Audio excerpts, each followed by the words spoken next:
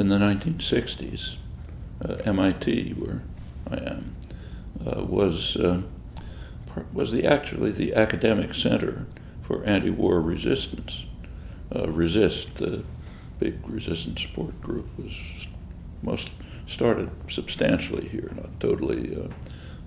Many faculty members involved. A lot of us were involved directly in resistance, going in and out of jail, possibly facing long jail terms.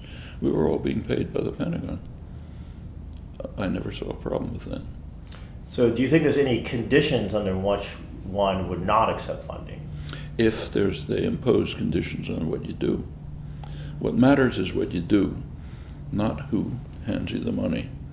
If you trace the money, it's ultimately all coming off the backs of working people in one way or another, whether it's the Pentagon or the NIH or the corporate profits, corporation funding.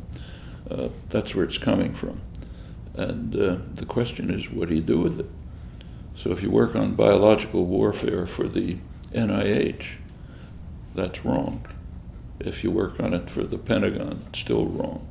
If you work on resistance against the Vietnam War for the Pentagon, it's right. So what would you say about creating technologies which have some sort of dual use? So they're useful for Chinese dissidents, but also useful for dissidents within the United States? Once technology is basically neutral. Once you develop it, you can use it for all kinds of purposes. I mean, a hammer can be used to build a house or to crush somebody's head in by a torturer. Can't stop that. So why do you think there's so much pressure being put on dissidents such as Edward Snowden, Julian Assange, and because power systems are afraid naturally of citizen involvement. For almost any power system you can think of, states, their own population is the main enemy. Got to keep them under control. If there's enough, that's why there's constant efforts to try to control the public in one way or another. Government secrecy, for example, is a technique of control. I don't know if you've ever looked through declassified documents, but if you do, what you find out is that almost nothing has any security significance. It's mostly protecting the state from the population. They don't want people to know what they're doing. And it makes sense. If you're a system of power, why should you want anyone to know what you're doing? What do you think of the historic role of the State Department, and in particular the use of the State Department now pushing the internet as a new form of American soft power? Sure.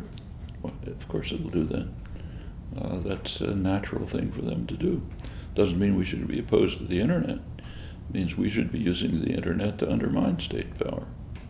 And as regards also the relationship between the CIA, for example, has a venture funding arm called In-Q-Tel, and they also share, board members with private venture firms such as Greylock.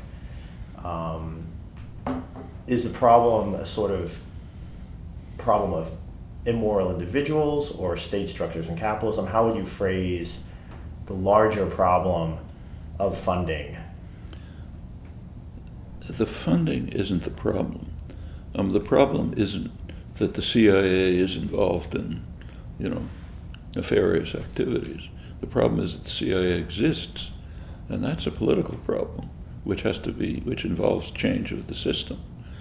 The people who are trying to confront aggression, violence, suppression, people like you, can't change what the CIA is doing. They're going to do it anyway. If you want to change it, you have to change it in another way, by fundamental change of the whole system of governance and control. But living within it, you do what you can. You can't stop them, so we'll do what we can. In terms of, there's a lot of focus right now, particularly at MIT, on startups and innovation. Would you like to give a few words about how things changed in the last 50 years at MIT in terms of innovation and actually doing research? There have been changes. So Actually, this surprises a lot of people on the left, but the fact is that when the Institute was Pentagon funded, it was very independent, very free, very creative. Lots of exciting developments took place. I mean, that's when the IT revolution began, not just here, but in other places, almost entirely under Pentagon funding. They didn't care what you were doing. I mean, we had people in our project at RLE, Research Lab of Electronics, who were, there was one guy, for example, who was working on translating the works of Wilhelm von Humboldt, early 19th century linguist, humanist, and so on. That was 100% Pentagon funded. We had people spending time on organizing resistance, Pentagon funded. Others, working on whatever we're working on, my work, for example, Morris Halley's work. They just didn't ask. And if you George Katsafikis and I were both on a commission set up in 1969, Pound's Commission. You can read the report. It was set up under student pressure. There was a lot of student agitation then about MIT involvement in military work. So a faculty-student commission was set up, and it was kind of interesting. We took a pretty careful look at the work going on at the Institute and under Institute auspices. It turned out, for one thing, that nobody really knew what was going on. It was a total chaos. So there were 2 military labs administered by the Institute, straight military labs, but nobody really knew whether the Institute was funding them or gaining from administering them. It was, nobody really cared. As long as the money was coming in, you didn't care. When you looked at the Institute side, the academic side, aside from the 2 military labs, on the academic side, we could find no evidence of any military-related work, except in one department that we didn't actually investigate, but I knew about it, political science department. The political science department had a center naturally called the Center for Peace Studies, which was involved in counterinsurgency in South Vietnam. They were running secret seminars, which I know because I was occasionally invited to them. But students were going to Saigon, where they had villas to work on counterinsurgency programs for their dissertations. That was the political science department. In fact, the Center for International Studies back in the early 60s was publicly funded by the CIA. It wasn't secret at all. But that was the exception as far as we could tell. In the rest of the Institute, people were just doing science and technology.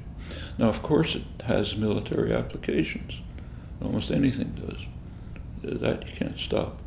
So you can't, as long as the Pentagon exists and the military system exists, you can be certain that it's going to be looking for taking the results of what people are doing anywhere and seeing if they can use them.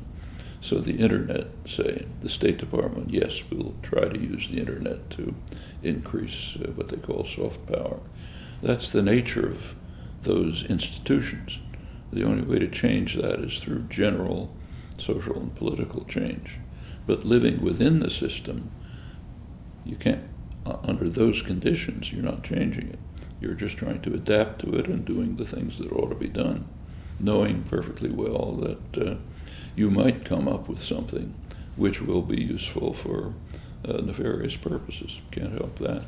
Would you support using free software and making sure all of your results are accessible to everyone? I think it's a good idea.